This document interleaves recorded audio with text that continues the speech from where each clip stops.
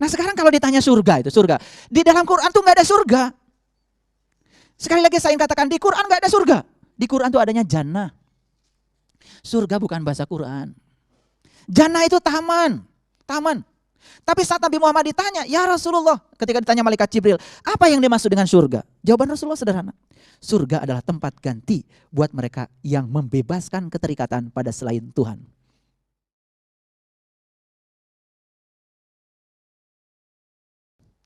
Kita mengaku mengenal Allah tetapi tidak menunaikan hak-haknya. Kita sering baca Quran tapi tidak mengerti pesan-pesannya.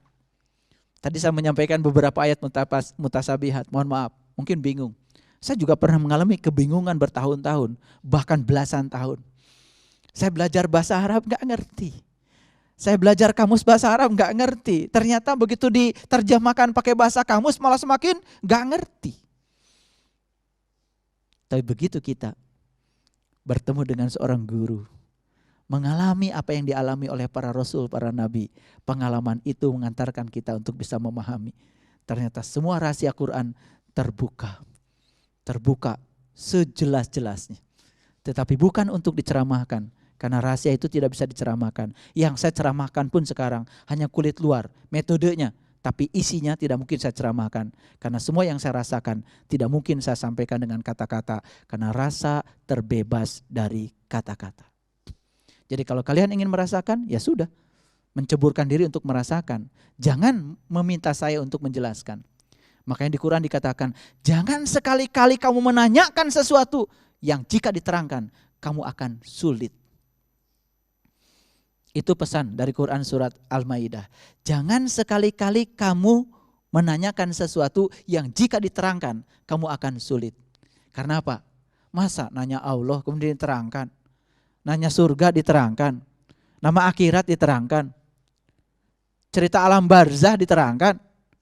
Cerita matahari saat itu datang menyinari orang beriman diterangkan?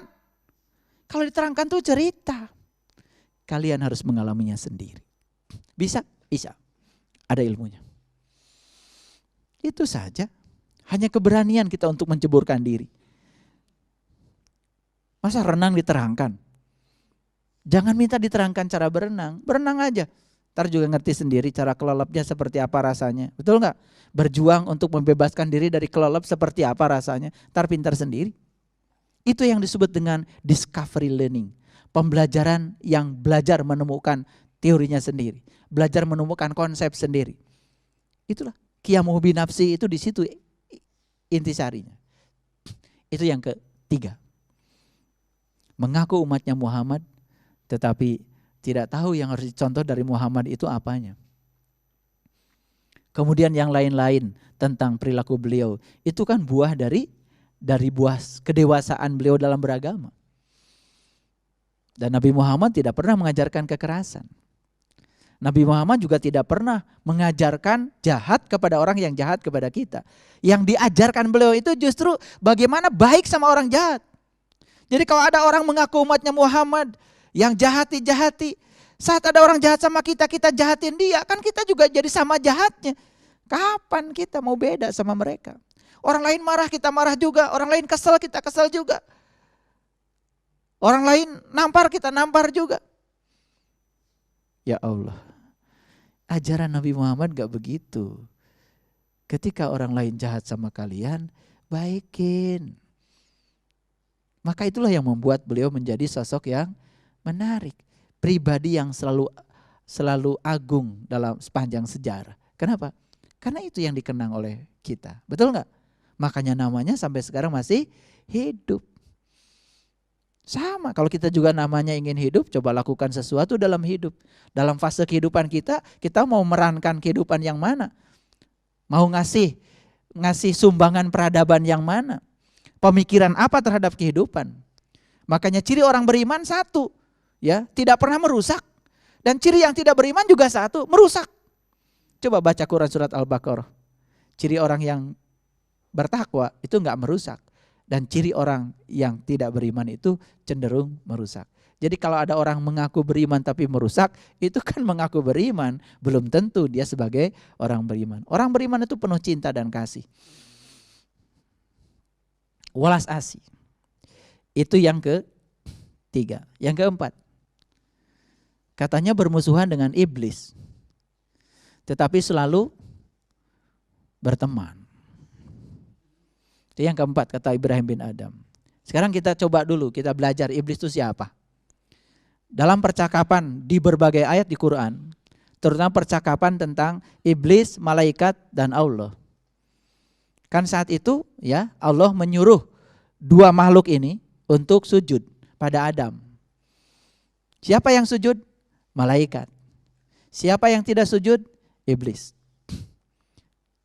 Jadi kita bikin sederhana saja pengertiannya. Jadi malaikat itu siapa? Yang sujud. Siapa iblis? Yang gak sujud, gitu aja. Sederhana? Sederhana. Sujud pada siapa? Pada Adam. Siapa Adam? Adam itu kan bukan sosok tubuh. Tapi Adam itu ruhku yang ditiupkan ke dalam tubuhnya Adam. Kalau yang kelihatan materialnya itu kan sebetulnya cangkangnya Adam. Adam yang sebenarnya yang tidak pernah mati, adanya di dalam ruhku. Wakil Allah di dalam tubuh kecil ini. Nah ketika kita bisa mensujudkan diri kita pada wakil Allah di tubuh kita yang kecil ini, itulah malaikat. Dan ketika kita tidak sujud, itulah iblis. Suka nggak ada orang mengatakan, wah tadi saya tergoda oleh iblis. Benar gak kalimat itu? Kalau gak baca Quran gak ngerti. Di Quran surat Al-A'raf dikatakan begini. Ini Quran surat Al-A'raf. Ya. Berilah tangguh aku ya Allah. Karena aku sudah tersesat, maka aku akan menyesatkan manusia dari jalan Shiratal Mustaqim. Itu bahasa Quran. Ulangi lagi, ini agak berat ini. Karena aku sudah tersesat, maka aku akan menyesatkan manusia dari jalan Shiratal Mustaqim. Jadi siapa iblis itu? Yang menyesatkan manusia dari jalan Shiratal Mustaqim. Siapa? Yang menyesatkan manusia dari jalan Shiratal Mustaqim. Siapa Shiratal Mustaqim? Jalannya orang-orang yang dapat nikmat. Jalannya para solihin, para syuhada, para sidikin, dan jalannya para nabi. Jadi iblis itu hanya goda sama orang yang soleh, syuhada, sidikin, dan para nabi. Itu ada anak Pak. Kenapa? Orang tuanya dibunuh. Terus dia itu Pak kegoda iblis. Bukan kegoda iblis. Dia sendiri iblisnya. Gini, coba dengarkan. Kalau tergoda, kan ada yang menggoda, ada yang digoda. Betul nggak? Sedangkan iblis di Quran udah janji, aku hanya akan menggoda untuk menyesatkan manusia dari jalan Shiratal Mustaqim. Itu bahasa Quran loh, Al-A'raf. Jadi iblis ini profesional. Dia itu hanya mengambil peran yang penting. Menggoda orang kalau mau lewat jalan Shiratal Mustaqim. Yang nggak lewat situ, dia sendiri iblisnya. Tadi maksud saya, bedakan yang tergoda iblis dengan yang jadi iblisnya. Kita sering tidak bisa membedakan. Kenapa? Saya tadi tergoda iblis, terus kenapa? Tadi saya marah-marah, loh kamu bukan tergoda iblis, kamu sendiri kan iblisnya. Kata iblis, salah lagi saya. Gak ada urusan. Ngerti maksud saya? Jadi di Quran dikatakan iblis itu ternyata, saya terkejut loh ketika baca Quran. Ternyata iblis itu ya mensertifikasi dirinya. Jadi dia itu sudah mengambil peran yang penting. Buat apa saya godain orang-orang yang kayak saya? Kata iblis gitu. Gak mempan. Kenapa? Gini. Kalau saya nyalakan korek api, dilemparkan sama api. Apa korek teriak-teriak? Ya enggak. Tapi kalau saya melemparkan binatang ke api, teriak-teriak. Karena dia tidak sejenis dengan api. Jadi yang tidak sejenis ketika disatukan pasti teriak. Yang sejenis satukan biasa aja. Ngerti maksud saya? Iya. Kata iblis, dia melakukan itu bukan digoda oleh aku. Kenapa? Oh aku dengan dia sama. Nah karena iblis itu profesional. Di Quran mengatakan, aku hanya akan menggoda manusia dari jalan yang lurus. Jadi kalau kalian sudah ada di jalan yang lurus, sudah dapat amal soleh, sudah jadi solihin, kemudian mencari-cari pembenaran untuk tidak melakukan amalannya, di situ iblis. Jadi iblis itu baru kelihatan perannya kalau ketemu dengan orang soleh. Kalau ketemu orang salah, ini udah sama dengan dia. Jadi apa kata iblis? Saya tidak menggoda dia kok. Kenapa? Loh dia dengan saya tuh keluarga. Gitu. Cuman kita nggak ngerti. Makanya kalau cerita iblis kan langsung ngomongin iblis. Padahal di Quran iblis itu spesifik. Dia mengambil tugas yang spesifik. Yang nggak penting-penting nggak diambil. Iblis tuh hanya mengambil yang penting-penting aja.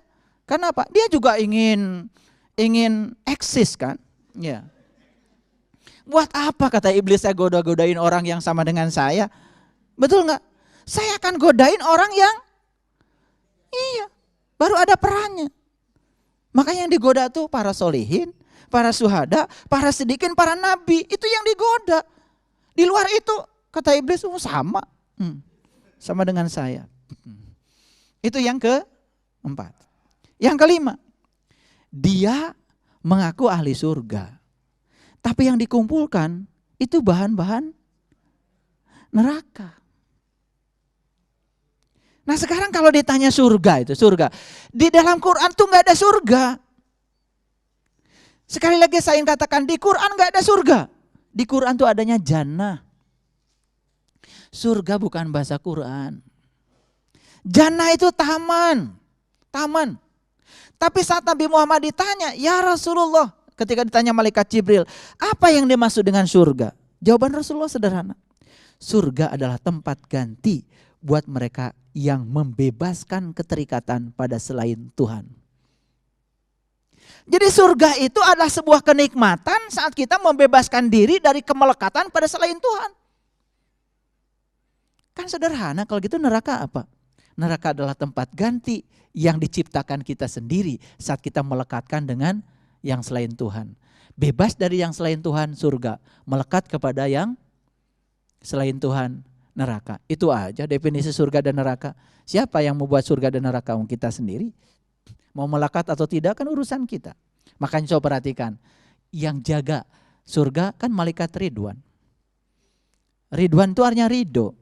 Yang jaga neraka kan malaikat Malik. Malik, milik. Milik itu ego, kepunyaan. Coba, ini punya saya, ini hasil saya, ini punya saya, ini hasil saya paling hebat, saya paling top, saya paling kuat. Orang-orang kayak gitu kan takut. Atribut yang dia kumpulkan takut lepas. Kan dia sudah melekatkan diri yang selain Tuhan. Apa itu ujung-ujungnya jadi apa? Kan jadi neraka bagi dia. Ini saya kasih tahu. Dulu kan kita nggak punya rumah. Terus berjuang toh? Susah gak waktu berjuang cari rumah? Susah ya, udah ngeredit 20 tahun gak lunas-lunas. Setelah punya rumah, damai apa susah? Tetap susah. Apa sih susahnya? Gimana caranya supaya rumah ini tetap milik kita? Betul gak? Jika perlu punya 2, jika perlu punya 3. Kan itu kalau gak cerdas. Sama seperti orang belum punya mobil, saat gak punya mobil susah. Begitu udah beli mobil tambah susah. Kegores dikit aja gak tidur 3 hari 3 malam. Betul gak? Iya. Tiap hari dilap aja mobil, kapan dipakainya? Susah dia. Begitu masuk ke mall, orang lain jalan-jalan, lihat baju bagus, sebentar-sebentar dia ke parkiran. Sebentar-bentar dia ke parkiran. Betul gak? Iya, karena apa? Karena tidak bisa melepaskan, akibatnya apa? Dia terikat. Neraka bukan itu? Neraka. Jadi neraka itu sebenarnya sederhana, bisa dilihat. Lihat orang-orang yang sangat takut kehilangan dengan sesuatu yang dia sebut miliknya dia. Dan dia sebetulnya menjadi susah. Dan itulah neraka. Makanya banyak orang yang tinggal di neraka tapi gak sadar kalau dia sedang tinggal di situ. Karena dia pikir neraka tuh nanti. Yes, nanti ada. Tapi yang kecil-kecilan kan latihannya dari sekarang. Sudah ada. Makanya suka aneh kalau ditanya, neraka itu pengap, gelap? Iya Pak, neraka itu pengap, gelap. Di neraka ada api? Iya Pak, ada api. Kan bingung kita. Katanya pengap, gelap, malah ada api. Kita kalau pengap gelap cari api, betul nggak? Kan berlawanan. Itu kan bahasa simbolik. Segala sesuatu yang menyusahkan dan menderitakan kita, gara-gara kita terlalu melekat padanya, itulah neraka. Makanya malaikat dijaga oleh malaikat Malik. Malik itu milik. Ini punya saya, ini hasil saya, ini kerja saya, wah semuanya saya. Lihat orang yang kayak gitu. Pelitnya auzubillah. Boro-boro nyumbang ke orang. Untuk dirinya sendiri aja pelitnya luar biasa. Iya, mau makan sehat aja kan sayang. Iya, dia kalau beli ikan asin itu pakai kapas. Ya, pakai kapas kemudian dipepes. Dan kapasnya nggak dibuka. Dicocol aja luarnya dulu ya. Nanti kalau kapasnya udah mudar itu baru masuk ke bagian dalamnya. Kalau belum sebulan tuh enggak. Iya. Aneh itu. Iya, makanya banyak orang yang membeli sehat dengan yang membeli harta dengan sehatnya. Dan setelah itu kemudian membeli sehat dengan hartanya. Dia punya sehat sekarang, dihabiskan sehat untuk membeli harta. Dan suatu saat harta yang dikumpulkan, dia gunakan untuk membeli sehat, tepat pada saat dia sakit. Kan itu bodoh. Jadi sampai di sini mengerti ya, surga dan neraka. Jadi melekat pada yang selain Tuhan, itu milik. Makanya neraka dijaga malaikat Malik. Kalau surga dijaga oleh malaikat Ridwan. Apa aja Ridwan? Ridho aja, ridho. Dan dia selalu bisa melihat di balik semua yang terjadi pesan apa. Karena ridho gampang melihatnya. Dalam pikiran yang hening dan jernih, segala sesuatu menjadi kelihatan transparan. Tetapi dalam pikiran yang keruh dan bergemuruh, sulit. Makanya lihat, air terjun selalu saja membuat gemuruh. Ada ikan pun gak kelihatan. Tapi air di telaga yang tenang, ikan pun sampai kelihatan. Dasar danau pun kelihatan. Nah ketika kita masih ewuh pakewuh seperti air terjun, segala sesuatu menjadi tidak kelihatan. Saat kita tenang, damai seperti telaga, semuanya menjadi jernih kelihatan. Disitulah pesan-pesan semesta akan mengalir pada diri kita. Dan banyak yang tidak bisa menangkap. Kegagalan mengundang Allah. Satu, menuhankan Allah, tetapi tidak menunaikan hak-haknya. Gara-gara tidak tahu dan kenal kepada Allah. Dua, sering membaca Al-Quran, tapi tidak mendapatkan petunjuk apapun dari bacaannya. Karena hanya membaca, pesan-pesannya lewat begitu saja. Dan Al-Quran tidak bisa dipahami lewat kemampuan berbahasa Arab saja. Karena Quran itu bahasa Rob, bahasa Tuhan. Satu-satunya cara untuk bisa mengenal bahasa Tuhan, tentu saja harus sering-sering menyatu dengan Dia. Tiga, mengaku umatnya Nabi Muhammad, tapi tidak menunaikan sunnahnya. Karena gak mengerti sunnah itu yang mana. Yang mana yang peradaban, mana yang contoh sesungguhnya yang dicontohkan Rasul, ilmu yang dititipkan Allah kepada para Rasul juga tidak mengerti. Jadi semuanya bias. Yang keempat, ya, selalu berperilaku sebagai iblis. Dan menurut bahasa Quran, iblis itu dia yang tidak bersujud. Sujud pada siapa? Sujud pada Adam. Kalau iblis itu sujud pada Adam, berarti mengerti kepentingan Adam. Dan Adam itu kepentingan cuma satu, ingin pulang ke kampung asalnya. Yang kelima, dia mengaku ahli surga, tetapi tidak pernah mengumpulkan bahan-bahan surga. Dia mengaku ahli neraka, dia mengaku bukan ahli neraka, malah dikumpulkan ya bahan-bahan untuk neraka. Dan saya sudah jelaskan, surga itu adalah tempat ganti yang disediakan Tuhan buat mereka yang bebas dari kemelekatan pada yang selain Tuhan. Berarti neraka apa? Neraka adalah melekat pada selain Tuhan. Surga dijaga malaikat Ridwan, neraka dijaga malaikat Malik. Terserah. Sekarang kehidupan kita mau diserahkan pada Ridwan atau pada Malik. Begitu diserahkan pada Malik, ewu pakewu. Kita terus yang mempertahankan sesuatu. Walaupun Allah ingin ngasih yang terbaik, kemudian menarik yang baik, kita tahan. Padahal perubahan itu sesungguhnya apa? Perubahan itu sesungguhnya adalah diambil yang baik untuk diganti yang lebih baik. Saat mau diganti juga kita tidak siap. Karena apa? Disitulah ewuh pakewuh. Kita masih terlalu bergantung pada yang selain daripada Allah itu. Yang ketujuh, dia tahu kematian sebagai sebuah kepastian, tapi tidak pernah menyiapkan diri untuk menyongsong kematian itu. Bagaimana Allah bisa hadir? Di dalam Quran Allah berfirman, "Falaula idza balaghatil hulqum wa antum hina idin tangdurun wa nahnu aqrabu ilai minkum walakin la tubsyirun." Ketika nyawamu sampai di kerongkongan nanti, kamu saat itu harus melihat, kata Allah. Aku lebih dekat padamu, tapi kebanyakan kamu tidak melihat. Membaca ayat itu harusnya menggugah kita. Ya Allah, seandainya nanti aku mati, syakaratul maut sudah di tenggorokanku, aku termasuk yang melihat atau tidak melihat? Jika aku termasuk yang melihat, apa yang harus aku lihat? Kepada siapa aku harus belajar melihat? Dengan mata mana aku melihat? Dan kalau saat itu aku termasuk yang tidak melihat, bagaimana nasibku ya Allah saat perpisahan antara jiwa dan raga ini terjadi? Sang jiwa, ruhku yang kau tiupkan ke dalam diriku, perjalanan selanjutnya kemana? Makanya para leluhur kita di tanah Jawa mengajarkan ilmu mati sakjroning urip. Itu pelajaran Rasulullah, bahasa Arabnya mut anta qabla mut. Belajar mati selagi kamu hidup. Bahasa Qur'annya tadi di Quran surat An-Nisa ayat 66, bunuhlah dirimu, keluar dari kampungmu, bunuhlah dirimu, keluar dari kampung. Tapi kata-kata itu kalau tidak dibimbing oleh seorang guru yang ahli, yang mursyid, apa yang akan terjadi? Kita akan salah kaprah. Keluar dari kampung berarti keluar dari kegelapan. Keluar dari cara berpikir yang memenderitakan.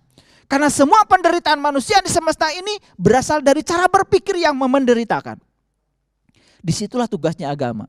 Jadi kalau kita sudah beragama, cara berpikir kita masih membuat kehidupan kita menderita, itu ada yang salah kita belajar agama. Jangan-jangan belajar agama cuma kulitnya saja, itu yang disebut dengan penyakit kulit. Makanya masuk ke dalam sedikit. Ketika masuk ke dalam sedikit, ternyata kita akan menemukan ternyata di tubuh kita ini ada tempat yang sangat indah. Begitu kita menemukan tempat yang indah di sini, di luar tubuh kita tidak ada lagi tempat yang tidak indah karena semuanya menjadi indah. Saat kita menemukan tempat suci dalam tubuh kita, tidak ada lagi di luar tempat yang tidak suci. Semua di luar tempat yang suci karena sudut pandangnya sudah bersih. Bagi orang yang buruk sudut pandangnya, kebaikan orang lain pun tetap saja bagi dia buruk. Bagi orang yang sudah negatif cara berpikirnya, apapun yang dilakukan orang, buruk saja. Makanya buruk sangka itu sesungguhnya kita sedang membunuh diri kita secara perlahan. Dan itu adalah tikus yang ada dalam diri kita yang akan menggerogoti jiwa kita sendiri. Itu yang ketujuh.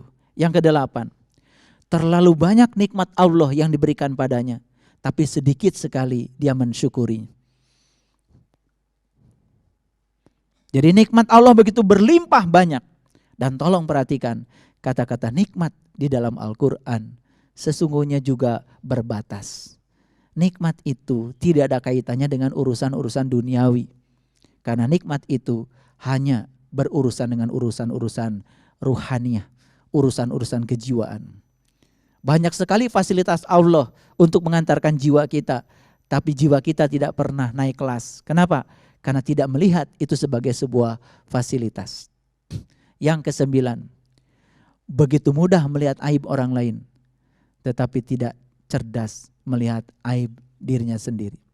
Begitu mudah melihat kesalahan orang lain, tapi tidak pandai melihat kesalahannya sendiri. Sering baca kalimat Maliki Yaumiddin setiap sholat. Hanya engkau yang berhak menghukum, hanya engkau yang berhak menilai. Tapi di saat yang bersamaan, kita menghukum dan menilai orang seakan-akan itu hak kita, seperti kita yang paling tahu. Makanya ada berita apa saja menjadi viral dan semua orang sepertinya berhak untuk berkomentar dan menulis.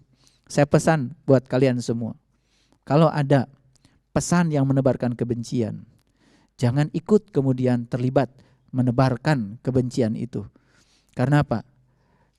Karena pesannya sendiri energinya sudah negatif. Jangan kemudian kita terjebak untuk menegatifkan diri kita sendiri. Malah justru kalau bisa kita menjadi orang yang bisa menangkalnya. Kalau itu bisa kita lakukan, alhamdulillah kita berperan membangun kedamaian. Dan kedamaian itu intisarinya agama. Inna din indallahil Islam. Inti sarinya agama adalah Islam. Inti sarinya agama adalah damai. Inti sarinya agama adalah sejahtera. Inti sarinya agama adalah tunduk patuh kepada Sang Pencipta. Itu inti sarinya agama. Dan yang terakhir, sering mengantarkan jenazah ke kuburan, tetapi tidak pernah mengerti kalau dirinya juga akan seperti itu. Seakan-akan dia akan hidup 1000 tahun. Seakan-akan dia tidak akan pernah sakit. Seakan-akan yang mati orang lain. Seakan-akan berita kematian itu hanya untuk orang lain, tidak akan pernah menimpa dirinya sendiri. Bagi orang yang sadar tentang ini, dia akan bertanya, pada saat mati nanti, saya pulang kemana? Pada saat mati nanti, saya akan pergi kemana? Makanya siapkan dari sekarang jalan pulang kita. Bangun dari sekarang rumah masa depan rohania kita. Tidak usah beli kuburan dari sekarang. Karena apa? Saat tubuh ditinggalkan oleh sang jiwa, kalau membusuk juga di rumah kita, tetangga pasti enggak nyaman. Kalau laler banyak yang datang ke rumah kita, pasti tubuh kita dilarung mungkin di Sungai Ciliwung. No problem. Mau di Ciliwung, mau di mana juga gak ada masalah. Mau pakai batu nisan, enggak pakai batu nisan sama aja. Yang penting menyatu kok dengan bumi. Dan kalau kita lihat prosesi menguburkan mayat di Arab Saudi, coba perhatikan di Ma'la itu luas tanah untuk menguburkan sampai sekarang gak pernah bertambah meter perseginya. Tapi yang dikuburkan banyak. Satu kali haji yang dikuburkan di sana itu puluhan ribu. Bayangkan kalau pakai batu nisan. Bayangkan kalau semua orang pengen namanya ditulis di situ. Gede-gede lagi namanya. Karena status sosialnya berbeda. Status sosial sudah selesai. Yang paling penting itu bukan setelah mati. Saat hidup kita bikin apa? Itu yang paling penting. Beratkan timbangan amal kebaikan kita. Dengan cara apa? Buka mata kalbu kita. Bebaskan segala penyakit kulit kita. Bangkitkan jiwa kita yang mati. Supaya hidup dalam kesadaran. Sehingga semua yang kita lakukan itu akan memberatkan timbangan amal baik kita. Jangan tertutup terhadap setiap peristiwa yang datang pada kita. Karena itu akan meringankan timbangan amal baik kita. Itu menurut Al-Quran, bukan menurut saya. Kalau kita merenungi itu, ya sudah. Kalau sekarang kita sampai hari ini umur udah 70, aduh saya belum punya tempat, mau dikuburkan di mana? Para tetangga sudah ribut pada beli tanah, ya di Memorial Park, harganya miliaran. Ya kalau punya alhamdulillah, tapi kalau nggak punya nggak usah risau. Karena apa? Rumah masa depan kita bukan kuburan. Rumah masa depan kita adalah Alif Lam Mim, kitab sejati kita. Rumah masa depan kita adalah Allah. Rumah masa depan kita adalah Tuhan. Maka temukan Dia mulai dari sekarang. Mumpung kita masih diberi kendaraan untuk menemukannya. Tepat saat kendaraan kita sudah tidak bisa dipakai lagi. Sang jiwa bingung karena tidak punya kendaraan. Jangan sampai menunggu saat seperti itu. Para sahabatku yang dirahmati oleh Allah, barangkali itulah pesan Ibrahim bin Adam. Yang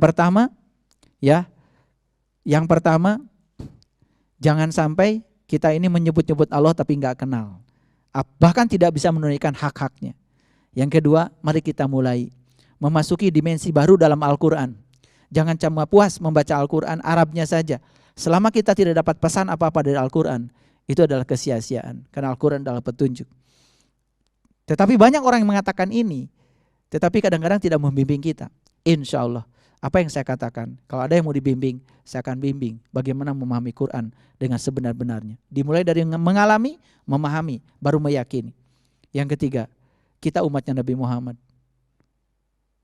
Mari kita ikuti sunnahnya. Sunnah beliau adalah satu, liman kana yarjullah. Yang keempat, jangan mengikuti iblis. Karena iblis gak pernah sujud pada Adam. Sujudkan diri kita pada Adam.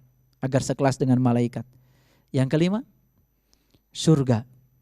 Surga adalah tempat ganti yang sediakan Tuhan bagi mereka yang bisa membebaskan diri dari keterikatan pada yang selain Dia.